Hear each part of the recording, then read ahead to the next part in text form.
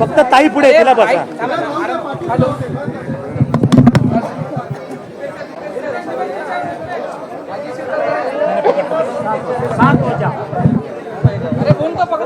अरे अरे किती पकडतो तिकडनं पकड त्यासाठी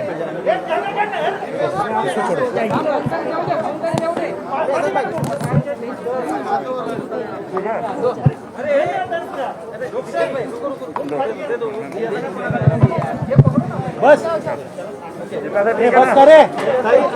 काय अपडेट आहे? एक मिनिट रेडी रोल. ताई तुम्ही आतमध्ये जाऊन आलात पण ती महिलेचा म्हणजे जी झुंज आहे मृत्यूची झुंज ती संपलेली आहे असं कळतं. हा जो प्रकार चालू आहे काय बोलाल या संपूर्ण प्रकाराबद्दल?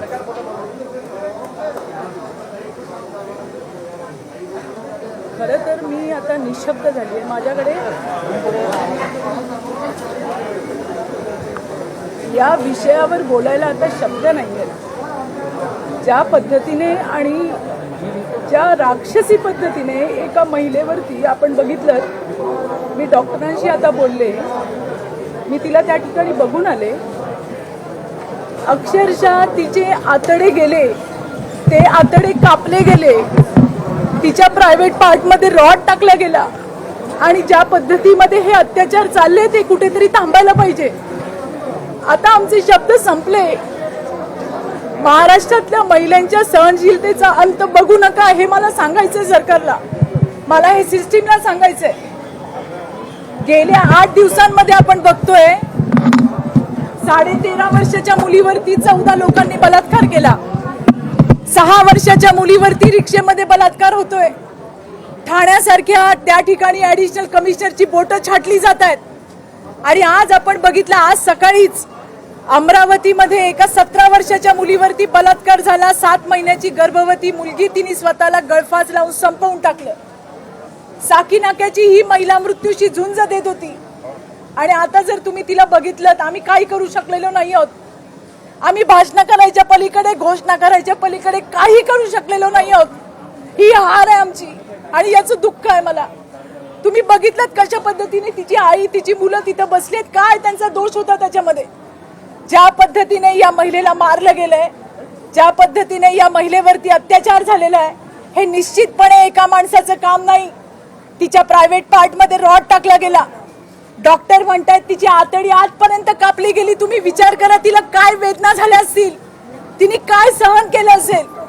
पण या मुर्दार सरकार आणि सिस्टीमसाठी तो फक्त एक आकडा आहे. आम्ही अभिमानाने म्हणून घेतो आम्ही सावित्रीच्या लेकी. आम्ही काय म्हणू सावित्रीच्या लेकी? आम्ही नाही वाचवू शकलो कोणाला. आम्ही कोणाला वाचवू शकत नाही आहोत.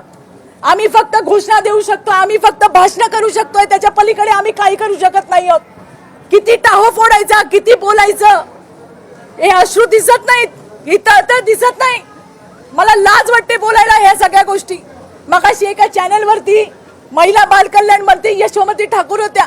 मी काही बोलायच्या आधी त्या म्हणल्या चित्राताईंना सांगा दिल्लीला प्रकार झाला त्याच्यावर बोला, वर्ध्याला प्रकार झाला त्याच्यावरती बोला, खासदाराच्या बायकोचा. अरे, आणि वरून म्हणतात राजकारण करता.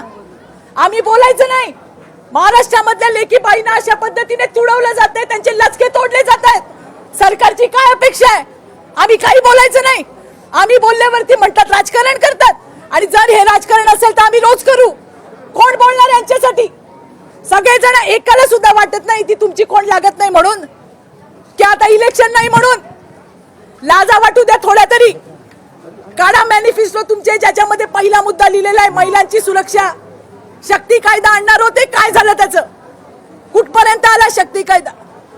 आणि प्रत्येकाच्या सरकारमध्ये महिला मुलींवरती बलात्कार होतात हो, पण त्यावेळेला ते सरकार काय घेतं भूमिका हे महत्वाचं असतं. आणि काय बघतोय आम्ही या सरकारमध्ये? पहिल्या दिवसांपासून बलात्कारांना राजाश्रय द्यायचं काम करतायत. गुन्हे दाखल होत नाही, झाले तर आरोपी फिरलेले असतात, बाहेर असतात.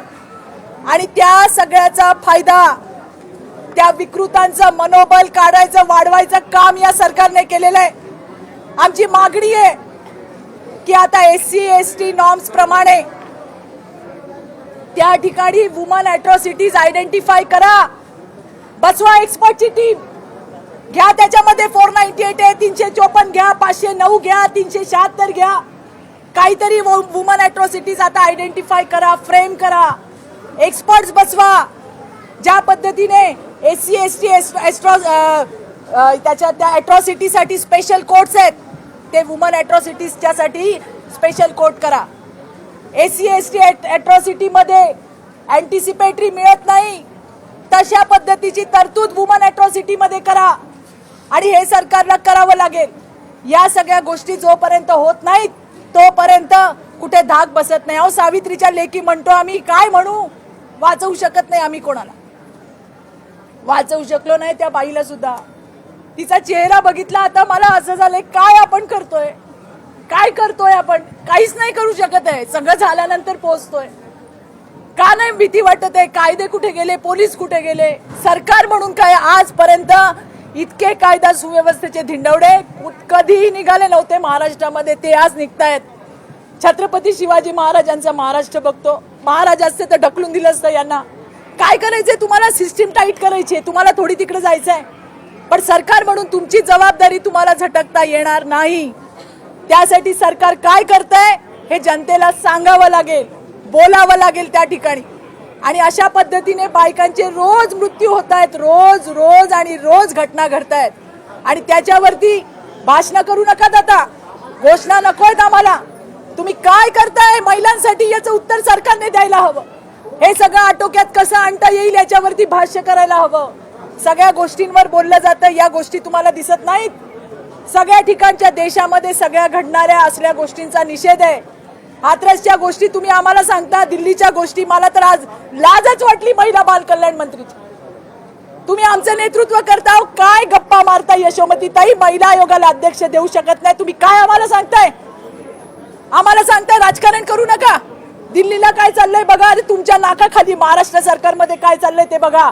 आम्ही महाराष्ट्रामध्ये राहतो आणि त्याच्यामुळे या मातीशी आमची नाळ जुडलेली आहे. इथे घडणाऱ्या प्रत्येक गोष्टीचा आम्ही कॉग्निझन्स घेऊ, प्रत्येक गोष्टीवर तुम्हाला प्रश्न विचारू आणि तुमचं काम आहे त्या गोष्टींना उत्तर द्यायचं. लाजच वाटते मला आज.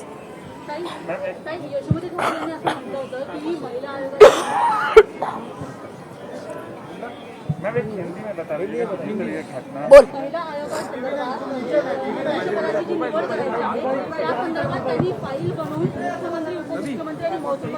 म्हणूनच मला सांगायचंय त्यांना. मला आज सकाळी म्हणतात चित्राताई दिल्लीच्या प्रकरणावरती बोला, खासदाराच्या वर्ध्यातल्या खासदाराच्या मुलासोबत काय झालं ते बोला. अरे वर्ध्याच्या खासदाराच्या मुलासोबत काय झालं? आम्ही त्यांचं घर वाचवायचाच प्रयत्न केला, लग्नच झालं त्यांचं, वाईट नाही झालं, रजिस्टर्ड मॅरेज झालेलं होतं 3 वर्षापूर्वी. दोघांचा वाद होता. आज सांगते यशोमती ताई तुम्हाला, दिल्लीची केस तुम्ही मला सांगताय, तुम्ही सांगा साकीनाक्याच्या केसमध्ये काय केलंय, सांगा पुण्याच्या केसमध्ये काय केलंय. या सगळ्या गोष्टींची उत्तरं देणं तुमचं दायित्व नाही. महिला आयोगाच्या अध्यक्षासाठी 8 वेळा फाईल पाठवून मुख्यमंत्री, उपमुख्यमंत्री यांनी त्या परत पाठवल्या, त्याच्यावर सही केली नाही. तुम्ही आमचं नेतृत्व त्या ठिकाणी करताय.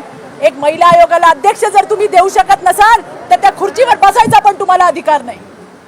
मैडम हिंदी में बताएगा कि घटना हुई है,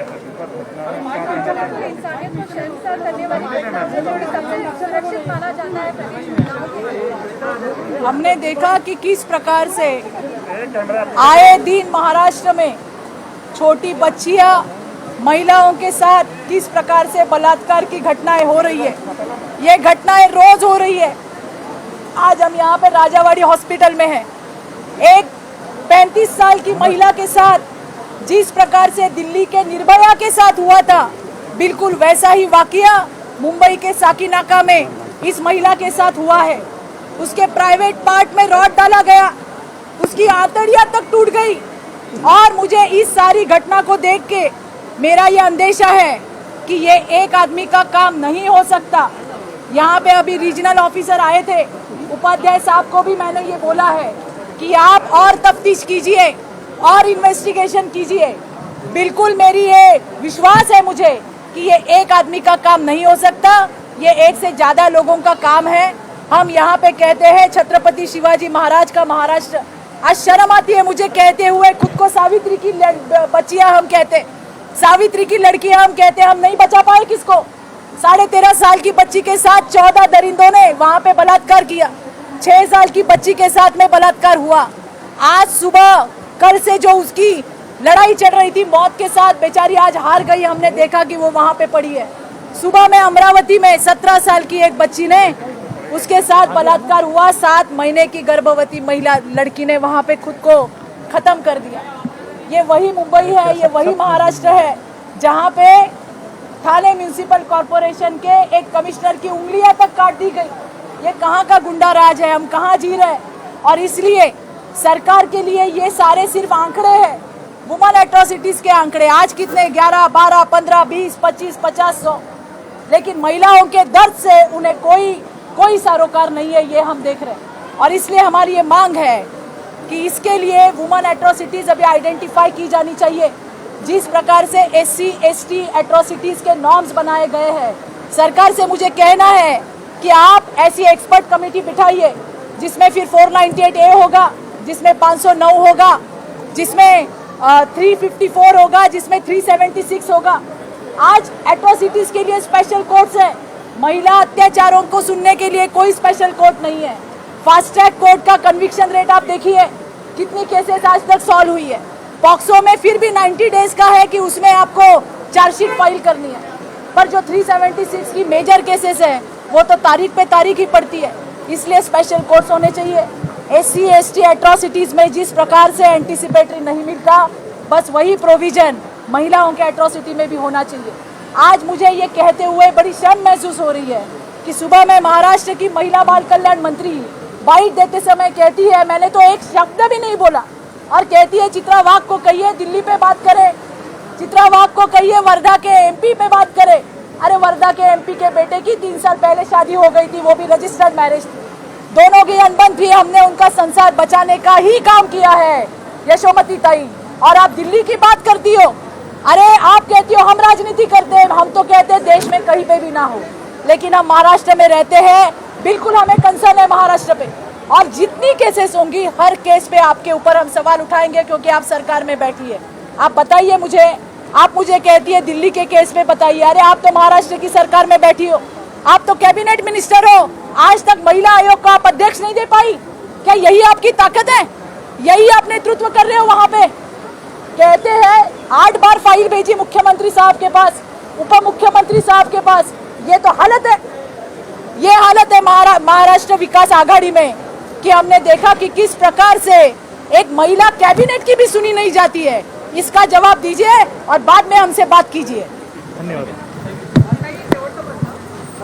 महापौर आले होते, त्यांनी असं सांगितलं की मुख्यमंत्री मानसिकता इतकी निष्ठुर का होत चालली आणि अशी निष्ठुर मानसिकता जबाबदार आहे। नक्कीच याच्यासाठी सगळ्यांनी एकत्रित काम करायला पाहिजे। विरोधक म्हणून आम्ही पण आहोत, पण मला एक सांगायचंय, विकृती घालवण्यासाठी सरकारचं काय दायित्व आहे का नाही? याच्यासाठी पोलिसांचा धाक, कायद्याचा धाक आहे की नाही? सरकार कोणाचं पण असू दे, ज्या वेळेला अशा घटना होतात त्याच्यावरती सरकार काय करतं याच्याकडे आमची भूमिका असते। या सरकारने काय केले? सरकारमध्ये आल्यापासून बलात्कारांना राजाश्रय द्यायचं काम केलंय। महाराष्ट्रात पहिल्यांदा राज्यातल्या महिलांनी मंत्र्यांवरती बलात्काराचे आरोप केलेत आणि त्याच्यामुळे तुम्ही आम्हाला हे शिकवू नका। मानसिकता बदलण्यासाठी आम्ही तुमच्या सोबत आहोत, पण सरकार म्हणून तुम्ही काय करता याचं उत्तर तुम्हाला द्यावं लागेल।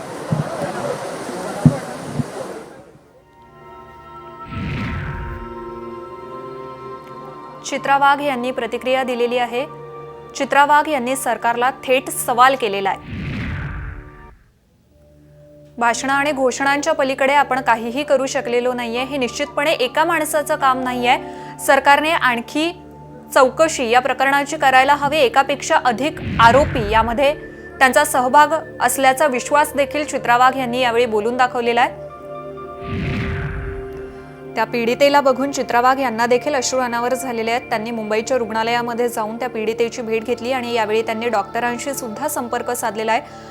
ती सर्व परिस्थिती बघून चित्रा वाघ यांनाही अश्रू अनावर झालेले आहेत आणि या नराधमावर कठोरात कठोर कारवाई करण्याची मागणी त्यांच्याकडून करण्यात आली आहे।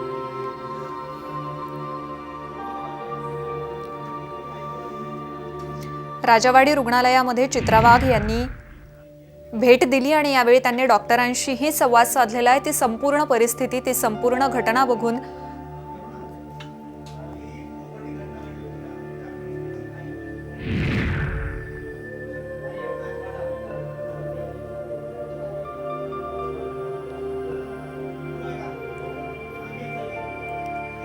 तर याविषयी बोलण्यासाठी कोपर्डी घटनेतील निर्भयाची आई आपल्याबरोबर सध्या फोनलाईनवरून जोडल्या गेलेली आहेत।